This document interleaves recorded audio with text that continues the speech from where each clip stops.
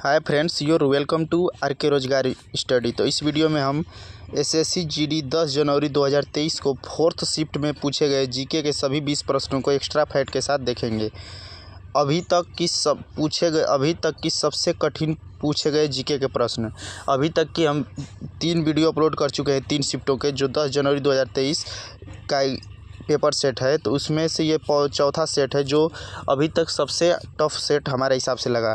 तो exam date जैसा कि जानते हैं कि एसएसजीडी की न्यू वैकेंसी आई है 26,146 पोस्ट, जिसका एग्ज़ाम 20 फरवरी से 12 मार्च 2024 के बीच होने जा रहा है। तो उसी को टारगेट करके हम प्रीवियस ईयर के क्वेश्चन लेकर आए हैं, ताकि आपको पता चल सके किस प्रकार के क्वेश्चन पूछे जाते हैं। क्योंकि हम देख रहे हैं यूट्यूब पर अच्छे जो चैनल हैं वो बच्चों के लेवल जैसा जीके के प्रश्न लेकर आ रहे हैं। उससे कोई मतलब नहीं है, आप अपना टाइम वेस्ट करिएगा। अगर आपको सिलेक्शन लेना है तो प्रीवियस ईयर के क्वेश्चनों को सॉल्व करिए और एक्स्ट्रा फैक्ट के साथ उन्हें समझने की प्रयास करिए। तो your welcome to R K रोजगार स्टडी। आर के रोजगार स्टडी टू चैनल में आपका स्वागत है। अगर आप वीडियो जुड़े हैं तो प्ले लिस्ट जरूर चेक करें और join Telegram for free PDF class की पीडीएफ पाने के लिए टेलीग्राम ग्रुप से जुड़ें, जहां से आप इन प्रश्नों की प्रैक्टिस कर सकते हैं। क्योंकि हम वहां पे पहले पीडीएफ देते हैं क्वेश्चन का, इसके बाद सॉल्यूशन के लिए वीडियो अपलोड कर देते हैं, तो आप वहां से आंसर भी देख सकते हैं। प्रश्न नंबर पहला, भारतीय संविधान के निम्नलिखित में से कौन सा अनुच्छेद राज्य कार्यपालिका से संबंधित है? तो भारतीय संविधान का कौन सा अनुच्छेद है जो राज्य कार्यपालिका से संबंधित है? तो वह है आर्टिकल 153 से आर्टिकल 167। आर्टिकल 153 से आर्टिकल 167 भारतीय राज्य की कार्यपालिका से संबंधित है। देखिए आर्टिकल 153, तो आर्टिकल 153 कहता है कि भारत के प्रत्येक राज्य में एक राज्यपाल होगा। क्वेश्चन पूछेगा कि भारत के राज्यपाल किस आर्टिकल के तहत होते हैं? तो आर्टिकल 153। आर्टिकल 153 यानी अनुच्छेद 153 कहता है कि भारत के प्रत्येक राज्य में एक राज्यपाल होगा। और क्वेश्चन पूछेगा कि राज्यपाल की नियुक्ति कौन करता है? तो राज्यपाल की नियुक्ति राष्ट्रपति महोदय करते हैं। राज्यपाल की नियुक्ति राष्ट्रपति महोदय करते हैं। आर्टिकल 154, अगर पूछेगा आर्टिकल 154, तो आर्टिकल 154 कहता है कि राज्य कार्यकारी के संवैधानिक प्रमुख के रूप में राज्यपाल के कार्यकाल, यानी क्वेश्चन पूछेगा राज्यपाल के कार्यकाल की वर्णन किस आर्टिकल में है? तो राज्यपाल के कार्यकाल की वर्णन आर्टिकल 154 में है। और आर्टिकल 155 क्या कहता है? तो आर्टिकल 155 राज्यपाल की नियुक्ति और कार्यकाल से संबंधित है।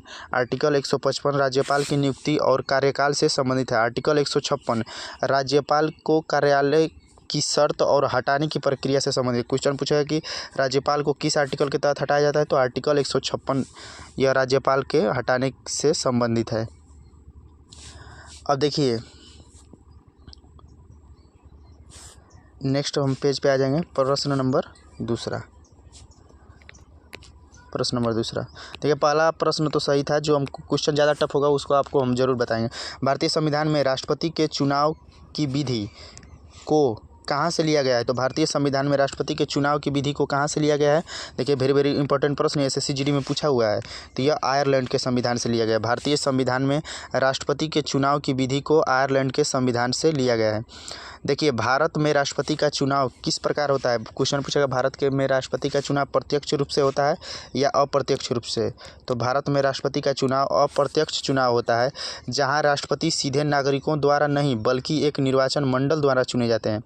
प्रत्यक्ष चुनाव उसे कहा जाता है जहाँ पे आम नागरिक, भारत की जनता डायरेक्ट वोट करे, उसे प्रत्यक्ष चुनाव कहते हैं। लेकिन भारत के राष्ट्रपति का चुनाव अप्रत्यक्ष रूप से होता है, क्योंकि वहाँ पे डायरेक्ट जनता वोट नहीं करती है। वहाँ राष्ट्रपति को डायरेक्ट जनता वोट नहीं करती बल्कि एक निर्वाचन मंडल द्वारा चुना जाता है, जिसमें संसद के दोनों निर्वाचन मंडल, उसमें कौन कौन से भाग लेते हैं? क्वेश्चन पूछा कि राष्ट्रपति के चुनाव में कौन कौन भाग लेते हैं? तो संसद के दोनों सदन और राज्यों की विधान सभाओं के निर्वाचित सदस्य। कौन कौन से राष्ट्रपति चुनाव में भाग लेते हैं? तो संसद के दोनों सदनों और राज्यों की विधान सभाओं के निर्वाचित सदस्य इसमें भाग लेते हैं। यह आयरलैंड के संविधान से लिया गया है। बहुत पूछता है कि राज्य के नीति निर्देशक तत्व कहाँ से लिए गए हैं? तो राज्य के नीति निर्देशक तत्व भी आयरलैंड के संविधान से लिए गए हैं। राष्ट्रपति का चुनाव, राज्य के नीति निर्देशक तत्व, राज्यसभा के सदस्यों का नामांकन, ये सभी आयरलैंड के संविधान से लिया गया है। और देखिए क्वेश्चन बहुत पूछता है कि दक्षिण अफ्रीका, तो दक्षिण अफ्रीका से क्या लिया गया है? तो दक्षिण अफ्रीका से संविधान में संशोधन करने की प्रक्रिया ली गई है, जो आर्टिकल 368 के तहत होती है। क्वेश्चन पूछेगा कि भारतीय संविधान में संशोधन किस आर्टिकल के तहत होता है? तो आर्टिकल 368 के तहत। यह दक्षिण अफ्रीका से भारतीय संविधान में लिया गया है। तो संविधान में संशोधन की प्रक्रिया दक्षिण अफ्रीका से आर्टिकल 368। जर्मनी से क्या लिया गया है, तो जर्मनी से आपातकाल लिया गया है। जर्मनी से आपातकाल लिया गया है। जर्मनी से आपातकाल लिया गया है, जो जैसा कि जानते हैं कि भारत में 3 प्रकार के आपातकाल होते हैं। आर्टिकल 352 जिसे राष्ट्रीय आपातकाल कहते हैं, आर्टिकल 356 जिसे राष्ट्रपति शासन कहते हैं, और आर्टिकल 360 जिसे वित्तीय आपात कहते हैं। तो वित्तीय क्वेश्चन पूछता है कि कौन सा आपातकाल भारत में अभी कभी नहीं लागू हुआ, तो आर्टिकल 360 वित्तीय आपात अभी तक भारत में लागू नहीं हुआ है। और देखिए और आपको बता दें, रूस से पूछता है बहुत कि रूस से क्या लिया गया है, तो रूस से लिया गया है मौलिक कर्तव्य जो आर्टिकल 51A में संबंधित है, वो रूस के संविधान से लिए गए। मौलिक कर्तव्य संविधान में शुरू से नहीं थे, यह आर्टिकल यह 1951 संविधान संशोधन द्वारा जुड़ा गया है, तो यह रूस से लिए गए हैं। और संयुक्त राज्य अमेरिका यानी USA United state of America, तो अमेरिका से क्या लिया गया है, तो अमेरिका से मौलिक अधिकार लिए गए हैं। अमेरिका से क्या लिया गया है, तो अमेरिका से मौलिक अधिकार लिए गए हैं। और राष्ट्रपति पर महाभियोग लगाने की प्रक्रिया भी अमेरिका के संविधान से लिया गया है। देखिए अमेरिका से क्या क्या लिया गया है, तो राष्ट्रपति पर महाभियोग जो आर्टिकल 61 के तहत लगाया जाता है, तो वो भी लिया गया है संयुक्त राज्य अमेरिका से। राष्ट्रपति और उपराष्ट्रपति के कार्य भी लिए गए हैं। और सर्वोच्च न्यायालय और उच्च न्यायालय के न्यायाधीशों को हटाने का प्रावधान, मौलिक अधिकार, न्यायिक समीक्षा, न्यायपालिका की स्वतंत्रता और संविधान की प्रस्तावना, ये सभी अमेरिका के संविधान से लिया गया है। पूछ सकता है कि संविधान की प्रस्तावना कहाँ से लिया गया है, तो अमेरिका के संविधान से लिया गया है। और देखिए बहुत पूछता है कि नागरिकता कहाँ से लिया गया है, तो नागरिकता ब्रिटेन के संविधान से लिया गया है। नागरिकता कहाँ के संविधान से लिया गया है, तो नागरिकता ब्रिटेन के संविधान से लिया गया है। नागरिकता ब्रिटेन के संविधान से लिया गया है। अब हम आ जाएंगे नेक्स्ट प्रश्न पर। देखिए हम एक प्रश्न में कितना प्रश्न आपको बता दिए, तो इसीलिए आप वीडियो अगर पसंद आए तो इसे लाइक जरूर करिए। ये सभी प्रश्न SSC GD 10 जनवरी 2023 4th शिफ्ट में पूछे गए 20 प्रश्न हैं, जो एक्स्ट्रा फैक्ट के साथ हम कवर कर रहे हैं। यह शिफ्ट थोड़ी सी हार्ड है। अभी हम आगे क्वेश्चन का लेवल देखिएगा, आपको पता चलेगा।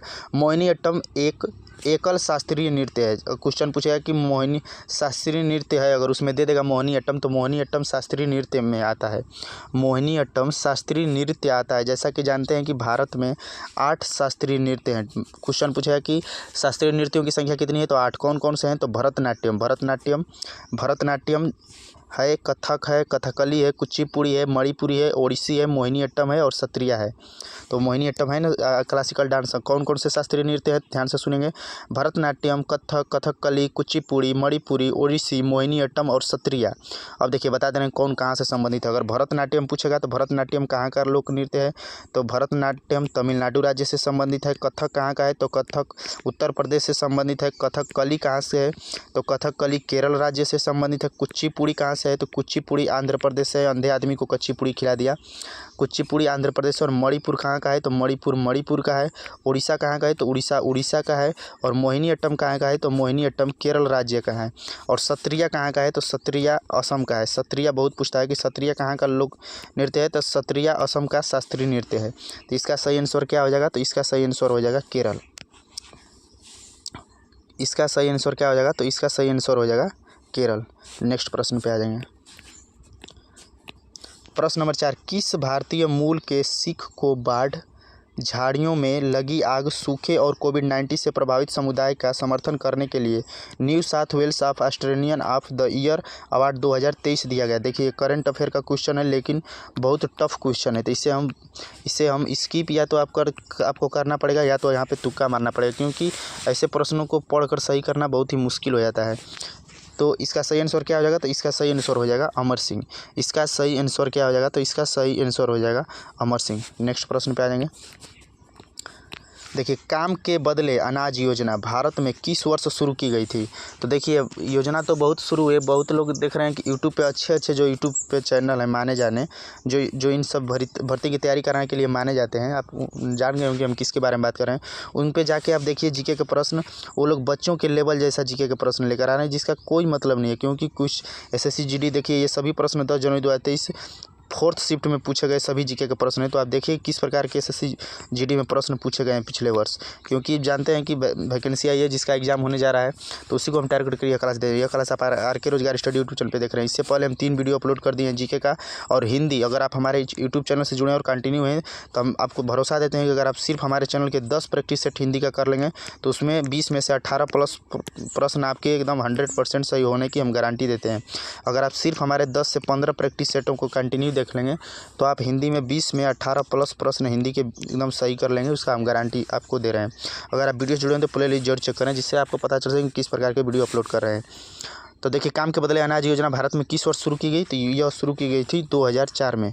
यह किस वर्ष शुरू की गई? तो यह शुरू की गई थी 2004 में।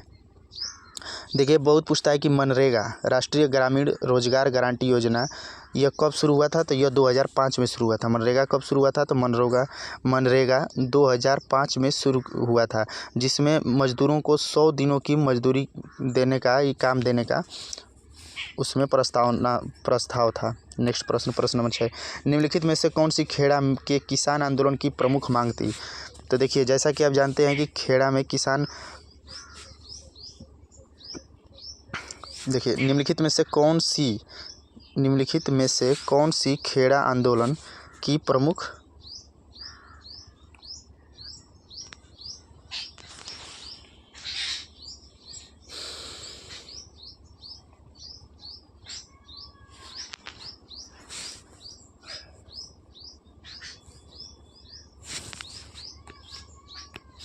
तो देखिए, निम्नलिखित में से कौन सी खेड़ा के किसान आंदोलन की प्रमुख मांग थी? तो राजस्व वसूली शिथिल की जाए। देखिए, एसएससी जीडी का ही प्रश्न है। देखिए कितना अच्छा लेवल का क्वेश्चन पूछा है, क्योंकि हम लोग सभी लोग पढ़े हैं कि खेड़ा आंदोलन, जिसे बारदोली सत्याग्रह आंदोलन के नाम से भी जाना जाता है। खेड़ा आंदोलन जिसे बारदोली सत्याग्रह आंदोलन के नाम से भी जाना जाता है, जो 1918 ईस्वी में हुआ था। क्वेश्चन ये लोग सभी पढ़े हैं कि खेड़ा आंदोलन जिसे बारदोली सत्याग्रह आंदोलन के नाम से जाना जाता है, जो 1918 में महात्मा गांधी के नेतृत्व में गुजरात में हुआ था। तो आप जानते हैं कि खेड़ा आंदोलन, और देखिए बहुत पूछता है कि महात्मा गांधी ने अपना पहला आंदोलन कब किया था? तो चंपारण में महात्मा गांधी ने 1917 में पहली बार आंदोलन किया था। 1917 में चंपारण में, भारत के बिहार के चंपारण जिले में महात्मा गांधी द्वारा शुरू किया गया था, जिसमें उन्होंने भूख हड़ताल को अपना हथियार बनाया था। और पूछता है असहयोग आंदोलन महात्मा गांधी जी द्वारा कब शुरू हुआ? तो असहयोग आंदोलन 1920 ईस्वी में शुरू हुआ था। असहयोग आंदोलन 1920 ईस्वी में शुरू हुआ था, और 1922 ईस्वी में चौरी चौरा नामक घटना हुई थी, जो उत्तर प्रदेश के गोरखपुर में पड़ता है। और नमक सत्याग्रह आंदोलन कब हुआ था? तो नमक सत्याग्रह आंदोलन 1930 ईस्वी में हुआ था। देखिए, अब एक बार आप ध्यान से और सुन लेंगे। नमक सत्याग्रह आंदोलन में क्या हुआ था कि दांडी मार्च, जिसे नमक सत्याग्रह आंदोलन कहते हैं, दांडी मार्च भी के नाम से भी इसे जाना जाता है। तो दांडी मार्च या नमक सत्याग्रह आंदोलन के नाम से जाना जाता है, जो 1930 ईस्वी में हुआ था। इसमें महात्मा गांधी के नेतृत्व में भारत के स्वतंत्रता आंदोलन के रूप में एक महत्वपूर्ण घटना थी। इसमें महात्मा गांधी ने अपने अनुयायियों के एक झुंड के साथ 200 साबरमती से आश्रम तक गुजरात में 240 मील की यात्रा पूरी किए थे। तो देखिए, आपको बता दे रहे हैं, क्वेश्चन पूछेगा महात्मा गांधी का प्रथम आंदोलन कब हुआ था? तो महात्मा गांधी ने पहली बार 1917 ईस्वी में चंपारण में अपना पहला आंदोलन किया था। इसी में भूख हड़ताल। 1918 में कौन सा? तो 1918 में खेड़ा आंदोलन। 1918 में खेड़ा आंदोलन, जिसे हम चंपारण सत्याग्रह के नाम से भी जानते हैं। 1920 में असहयोग आंदोलन। 1922 में चौरी चौरा नामक घटना, और 1930 ईस्वी में दांडी मार्च यात्रा या नमक सत्याग्रह आंदोलन 1930 ईस्वी में। महात्मा गांधी जी से जुड़े सभी फैक्ट आप जाकर हमारे प्ले लिस्ट में देखिए, वहाँ से हम महात्मा गांधी जी से बनने वाले सभी प्रश्नों को बता दिए हैं। तो भारत में अक्टूबर-नवंबर के दौरान सूर्य के दक्षिण की ओर स्पष्ट गति के साथ उत्तरी मैदानों पर कमज़ोर हो जाता है। क्या कमज़ोर होता है? देखिए, ये अच्छे लेवल का प्रश्न है। इसे हम वेरी इंपॉर्टेंट करते हैं, तो ये अच्छे लेवल का प्रश्न माना जाएगा। तो इसमें क्या होता है? तो मानसून गर्त इसमें सही आंसर हो जाएगा। नेक्स्ट प्रश्न पे आ जाएंगे। अभी तक की सबसे कठिन जीके के शिफ्ट, अभी तक हम जितने भी 3 शिफ्ट को एनालिसिस कर चुके हैं, तो उससे सबसे कठिन यही शिफ्ट हमें लगा। रेशम बनाने की तकनीक का आविष्कार सबसे पहले लगभग कितने वर्ष पूर्व चीन में हुआ? देखिए, क्वेश्चन पूछ सकता है कि रेशम बनाने की तकनीक का आविष्कार सबसे पहले कहाँ हुआ? तो सबसे पहले कहाँ हुआ? तो चीन में, क्योंकि ऑप्शन में ही दिया है, तो सबसे पहले चीन में हुआ था। कितने वर्ष पहले? तो लगभग 7000 वर्ष पहले रेशम बनाने की तकनीक का विकास चीन में हुआ था। नेक्स्ट प्रश्न पे आ जाएंगे। प्रश्न नंबर 9, भारत सरकार के किस केंद्रीय मंत्री ने मार्च में टेक कॉनक्लेव 2022 का उद्घाटन किया? देखिए, करंट अफेयर का प्रश्न है, लेकिन बहुत टफ प्रश्न है ये। तो किसने किया था? तो वो किए थे अश्विनी वैष्णव ने। देखिए केंद्रीय इलेक्ट्रॉनिक और सूचना प्रौद्योगिकी मंत्री थे, यानी रेलवे और संचार मंत्री थे उस समय अश्विनी वैष्णव, तो इन्होंने ही यह शुरू किया था। स्मृति ईरानी उस समय क्या थी, तो वर्तमान में 2019 से महिला एवं बाल विकास मंत्री हैं स्मृति ईरानी। राजनाथ सिंह, तो राजनाथ सिंह वर्तमान में 2019 से भारत के 29वें रक्षा मंत्री के रूप में वो कार्यरत थे। नेक्स्ट प्रश्न पे आ जाएंगे। यह क्लास आप आर के रोजगार स्टडी यूट्यूब चैनल पे देख रहे हैं, जो अभी हाल ही में क्रिएट किया गया था। आप यूट्यूब चैनल से जुड़े हैं तो प्ले लिस्ट जरूर चेक करें, जिससे आपको पता चल सके हम किस प्रकार के वीडियो अपलोड कर रहे हैं। अगर आपको कंटेंट में दम लगे तो वीडियो को लाइक करिए, और इन प्रश्नों की प्रैक्टिस करने के लिए आप टेलीग्राम ग्रुप से जुड़े, जिसका लिंक वीडियो के डिस्क्रिप्शन बॉक्स में, वहाँ से आप जुड़कर इन प्रश्नों की प्रैक्टिस भी कर सकते हैं, सोल्यूशन के लिए वीडियो भी देख सकते हैं। ये सभी प्रश्न SSC GD 10 जनवरी 2023 को 4th शिफ्ट में पूछे गए जीके के सभी 20 प्रश्न एक्स्ट्रा फैक्ट के साथ हम कवर कर रहे हैं। निम्नलिखित में से कौन सा खिलाड़ी क्रिकेट विश्व कप 1983, देखिए 1983 का पूछा, 1983 के फाइनल मैच में सर्वोच्च स्कोरर था। देखिए वेरी इंपॉर्टेंट प्रश्न, और ये स्किप करने लायक प्रश्न है। देखिए इसे टफ माना जाएगा, ये प्रश्न बहुत टफ है। तो कृष्णमाचारी श्रीकांत 1983 में बताइए पूछा है। 1983 का कौन याद रख सकता है। देखिए सुनील गावस्कर एक महान भारतीय क्रिकेटर हैं, जिन्हें खेल के इतिहास में सबसे महान सलामी बल्लेबाज में से एक को माना जाता है। 1983 क्रिकेट विश्व कप जीतने वाली भारतीय टीम का हिस्सा थे। फाइनल मैच में सुनील गावस्कर आउट होने से पहले सिर्फ 2 रन बनाए थे। कपिल देव के बारे में बता दे रहे हैं। तो कपिल देव एक पूर्व भारतीय क्रिकेटर खिलाड़ी हैं, जिन्होंने 1983 में क्रिकेट विश्व कप में भारतीय टीम की कप्तानी की थी। क्वेश्चन पूछ सकता है, जब 1983 में पूछा है कि 1983 में भारतीय टीम के वर्ल्ड कप में कौन कप्तानी किए थे, तो वो किए थे कपिल देव ने कप्तानी किया था। उन्होंने जिम्बाब्वे के खिलाफ 138 गेंदों पर 175 रनों की पारी खेली थी। कपिल देव की पारी में 16 चौके और 6 छक्के शामिल थे, और उन्होंने भारत को जीत दिलाई थी। नेक्स्ट प्रश्न पे आ जाएंगे।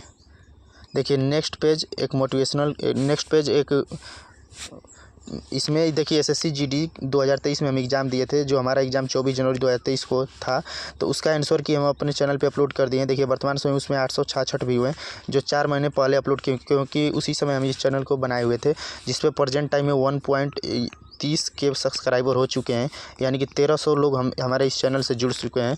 तो अगर आप वीडियोस जुड़े हैं तो प्ले लिस्ट जरूर चेक करें। देखिए हम जाकर देख लीजिए, आप उस समय बताएं कि हमारे कितने क्वेश्चन सही थे। हम पूरा अपना आंसर की अपलोड किए हैं। ये देखिए आपके विश्वास के लिए सिर्फ वीडियो बनाए थे, तो आप जाकर प्ले लिस्ट में जाकर देख सकते हैं। नेक्स्ट प्रश्न नंबर 11, डॉट का रासायनिक सूत्र H2SO4। तो देखिए H2SO4 किसका रासायनिक सूत्र है, तो H2SO4 sulphuric acid, H2SO4 sulphuric acid का रासायनिक सूत्र है। H2SO4 सल्फ्यूरिक एसिड का रासायनिक सूत्र है। सल्फ्यूरिक एसिड कहाँ पाया जाता है, तो यह बैटरी में होता है। बहुत पूछता है कि बैटरी में कौन सी एसिड पाई जाती है, तो बैटरी में सल्फ्यूरिक एसिड पाया जाता है। हरा थोथा क्या होता है, तो हरा थोथा को आयरन सल्फेट कहा जाता है।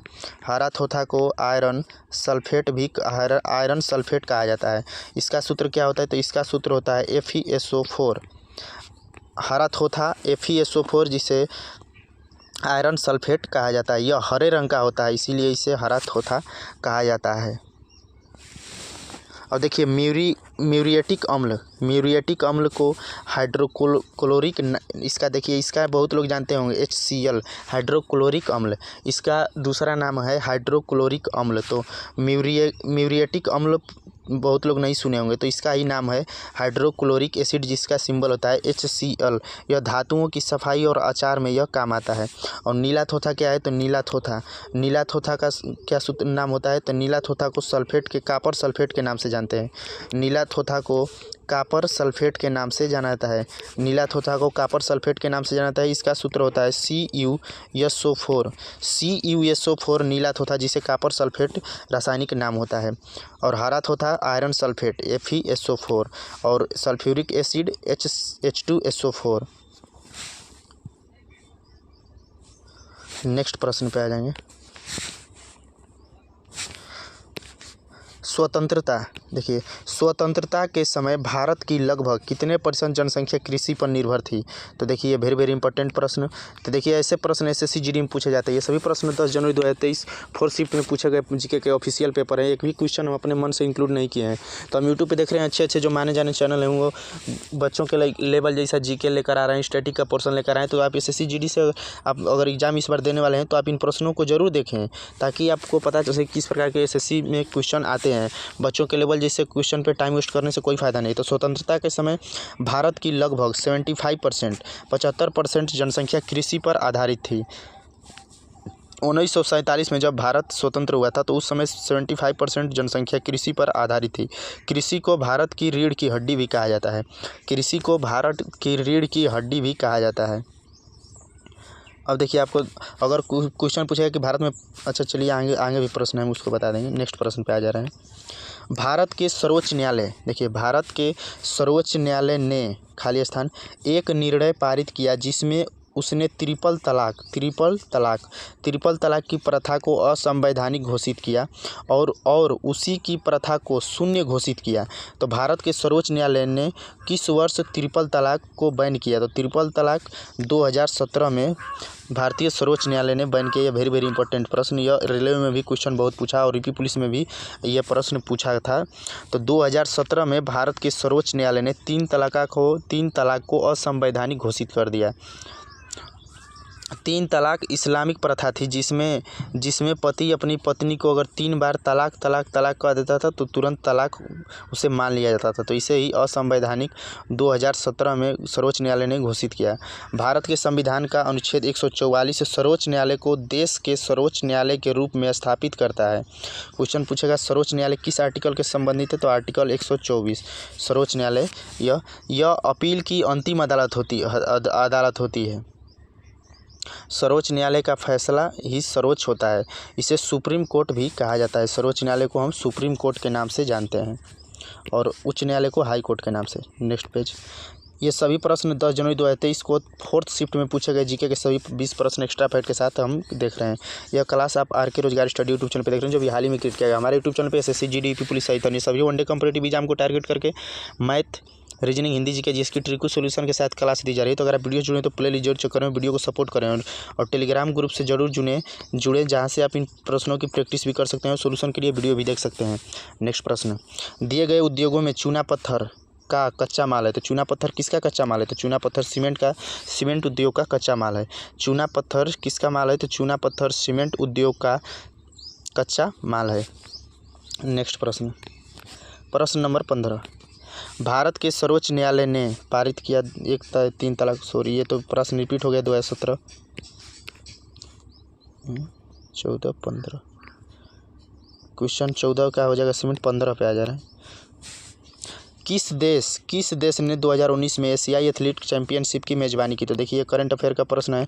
तो अगर आप 2024 में अगर एग्जाम देने वाले हैं तो इससे पहले कि आप 1-2 साल पहले का करंट जरूर देख लीजिएगा और इंपॉर्टेंट फैक्ट को देखिएगा। तो किस देश ने 2019 में एशियाई चैंपियनशिप की मेजबानी की? तो वो कौन किया था? तो वो किया था कतर ने।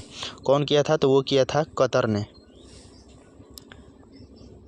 अब देखिए, अब इसके बाद पूछ सकता है कि कतर जिसने फीफा वर्ल्ड कप 2022 का भी ये कतर ने उद्घाटन ये किया था। पूछ सकता है 2024-25 के आप जा करंट देख सकते हैं। नेक्स्ट प्रश्न पे हम आ जाएंगे। प्रश्न नंबर 16। निम्नलिखित में से किस राज्य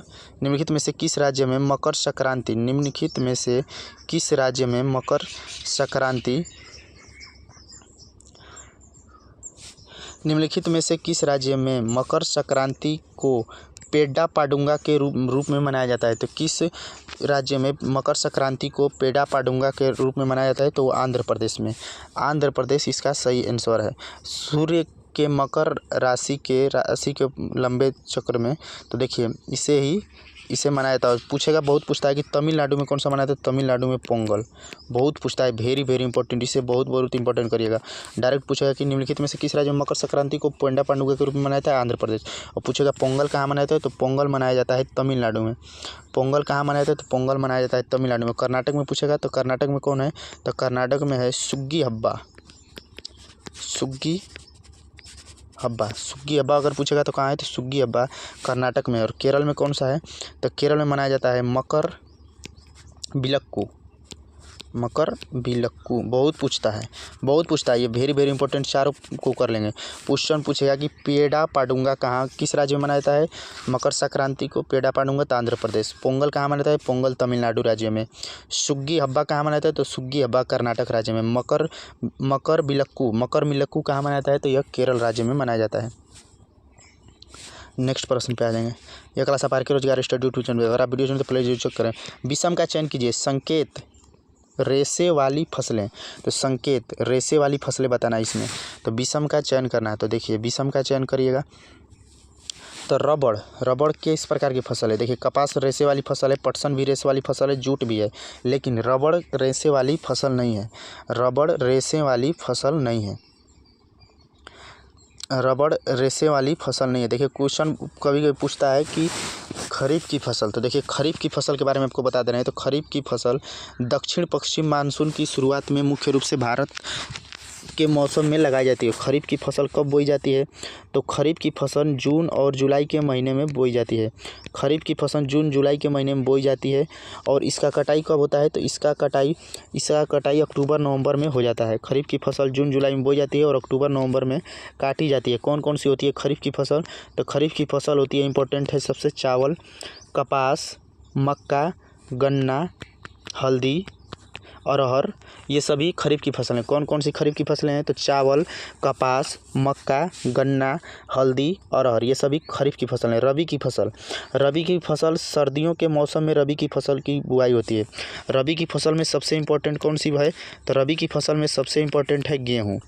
रबी की फसल कब बोई जाती है, तो रबी की फसल की बुआई अक्टूबर नवंबर में होती है तथा यह मार्च अप्रैल में काट ली जाती है। तो इसमें सबसे फेमस कौन है, तो गेहूं है और जौ है। रबी की फसल में गेहूं है, जौ है, चना है, सरसों है, गेहूं है, जौ है, चना है और सरसों, ये सब, और दाल है, ये सभी, मटर, ये सभी रबी की फसल हैं। अब हम आ जाएंगे नेक्स्ट प्रश्न पे, प्रश्न नंबर 18। देखिए ये सभी प्रश्न, इसमें हम एक भी प्रश्न अपने मन से नहीं इंक्लूड किए हैं। सभी प्रश्न एसएससी जीडी 10 जनवरी 2023 के 4th शिफ्ट में पूछे गए जीके के सभी प्रश्न हैं।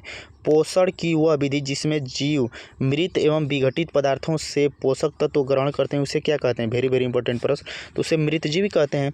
जिसमें जीव मृत जीवों से अपना पोषण लेते हैं उसे मृतजीवी कहते हैं। उसे क्या कहते हैं, तो उसे मृतजीवी कहते हैं। मृतजीवी का उदाहरण कौन सा होता है, तो मृतजीवी के उदाहरण होते हैं कवक। मृतजीवी के उदाहरण होते हैं कवक और बैक्टीरिया, ये सभी मृतजीवी के उदाहरण होते हैं। और स्वपोषी किसे कहते हैं, तो स्वपोषी वह होता है जिसमें स्वपोषी में स्वयं के संश्लेषण के द्वारा भोजन प्राप्त करें। जैसे हरे पौधे किस में आते हैं, तो हरे पौधे आते हैं स्वपोषी में। क्वेश्चन पूछेगा हरे पौधे क्या है, स्वपोषी, परपोषी, एक तो वो हरे पौधे स्वपोषी में आते हैं। परपोषी जो दूसरे पर आश्रित होता है तो परपोषी में आता है। नेक्स्ट प्रश्न पे आ जाते हैं, प्रश्न नंबर 19। विषम का चयन कीजिए। कैसे प्रश्न रिपीट हो जा रहा है। प्रश्न नंबर 19। मदर ऑफ मोहिनीअट्टम आधारित एक डॉक्यूफिनेशन है, किस पर आधारित है, पर यहाँ पे है, तो किस पर आधारित है। मदर ऑफ मोहिनीअट्टम किस पर आधारित एक डॉक्यूफिक्शन है। देखिए वेरी वेरी इंपॉर्टेंट प्रश्न। ऐसे प्रश्न को आपको या तो स्किप करने पड़ेंगे या तो तुक्का मारना पड़ेगा, क्योंकि ऐसे प्रश्न जल्दी कोई पढ़ नहीं पाता है। तो इसका क्या है, कलामंडम कल्याणुटी अम्मा, तो इसका सही आंसर हो जाएगा ऑप्शन नंबर बी। अब हम आ जाएंगे नेक्स्ट प्रश्न पे, प्रश्न नंबर 20। देखिए ये सभी प्रश्न एसएससी जीडी 10 जनवरी के 4th शिफ्ट में पूछे गए जीके के सभी 20 प्रश्न एक्स्ट्रा फैक्ट के साथ हम कवर कर रहे हैं। इन प्रश्नों को बताने का सिर्फ एक मकसद है कि आपको पता चल सके कि एसएससी जीडी किस प्रकार के जीके के प्रश्न पूछती है। देखिए आपको कुछ और इम्पोर्टेंट हम बता दे रहे हैं। भारतीय नृत्य, अगर पूछेगा कि रुक्मणी देवी, बहुत पूछता है, रुक्मणी देवी का संबंध किससे है, तो रुक्मणी देवी भरतनाट्यम से संबंधित है। भरतनाट्यम कहाँ का लोक नृत्य है, तो भरतनाट्यम तमिलनाडु राज्य का लोक नृत्य है। भरतनाट्यम किस राज्य का लोक नृत्य है, तो भरतनाट्यम तमिलनाडु राज्य का लोक नृत्य है। इनसे प्रसिद्ध कौन है, तो रुक्मणी देवी का नाम बहुत पूछा जाता है। कथक किस राज्य का है? तो कथक उत्तर प्रदेश राज्य का लोक नृत्य है और इससे संबंधित हैं बिरजू महाराज और सितारा देवी। बिरजू महाराज और सितारा देवी इनके फेमस है, ये बहुत पूछे जाते हैं। कथकली कहाँ का है? तो कथकली केरल राज्य का है। कथकली कहाँ किस राज्य का है? तो कथकली केरल राज्य का। इसमें सबसे ज़्यादा पूछे जाने वाले कौन हैं? तो वो हैं पल्लीपुरम गोपाल नायर। ओडिसी किस राज्य का है? तो ओडिसी ओडिशा का है। इसका सबसे ज़्यादा पूछे जाने वाले कौन है? तो वो है सोनल मानसिंह। क्वेश्चन पूछता है कि सोनल मानसिंह किस राज्य के हैं, किस नृत्य से संबंधित है? तो ओडिसी से। यह कहाँ का है? तो ओडिशा का। अब हम आ जाएंगे नेक्स्ट प्रश्न पे। कथकली कहाँ का है? तो कथकली है केरल राज्य का। सत्रिय असम का आपको हम पीछे बता ही दिए हैं। नेक्स्ट प्रश्न नंबर 20 और लास्ट प्रश्न। बजट दस्तावेज कुल व्यय को किसमें वर्गीकृत करता है? देखिए जीके के ऐसे ऐसे प्रश्न एसएससी जीडी पूछती है, ये सभी ऑफिशियल पेपर हैं, 4th शिफ्ट के पूछे गए जीके के सभी प्रश्न हैं। तो बजट दस्तावेज कुल व्यय को किसमें वर्गीकृत करती है? तो योजना और गैर योजनागत व्यय में। अगर आपको पसंद है थैंक्स फॉर वॉचिंग। वीडियो को देखने के लिए धन्यवाद। अगर वीडियो पसंद है तो लाइक करिए, शेयर करिए, चैनल को सब्सक्राइब करके बेल आइकन जरूर प्रेस करें, जिससे हम कोई वीडियो अपलोड करें तो आपको नोटिफिकेशन जरूर मिले। कमेंट बॉक्स में कमेंट करके अपनी राय जरूर दीजिए। अगर वीडियो पसंद है इसे लाइक करके हमारा मनोबल जरूर बढ़ाइए। और आरके रोजगार स्टडी अभी हम मैथ का सोल्यूशन नहीं दे रहे हैं क्योंकि व्यू बहुत कम जा रहा है। अगर जब व्यू 1 के प्लस जाने लगेगा तो हम मैथ का भी प्रीवियस ईयर के क्वेश्चनों का शिफ्ट वाइज सोल्यूशन लेकर आएंगे। तो आपका फर्ज है कि आप इसे प्रमोट करिए। और चेक प्ले अगर वीडियो जुड़े तो प्ले जरूर चेक करें। Join Telegram for free PDF class की पीडीएफ पाने के लिए टेलीग्राम ग्रुप से जुड़े, जिसका लिंक वीडियो के डिस्क्रिप्शन बॉक्स में है। वहाँ से आप जुड़कर इन प्रश्नों की प्रैक्टिस भी कर सकते हैं, सोल्यूशन के लिए वीडियो भी देख सकते हैं। Next part coming soon. अगर आप लोगों का अच्छा सपोर्ट रहा है तो हम 5वां क्लास भी इसका लेकर आएंगे। जब तक ये परीक्षा नहीं हो जाती, जो परीक्षा होने जा रही है 12 या 24 जनवरी से, तभी तक हम इस सीरीज़ को फरवरी से, तो उसको हम तब तक इस सीरीज़ को जारी रखेंगे। तो थैंक्स फॉर वाचिंग। अगर वीडियो पसंद है तो लाइक करिए, शेयर करिए, सब्सक्राइब जरूर करिए। Thanks for watching. वीडियो को देखने के लिए धन्यवाद।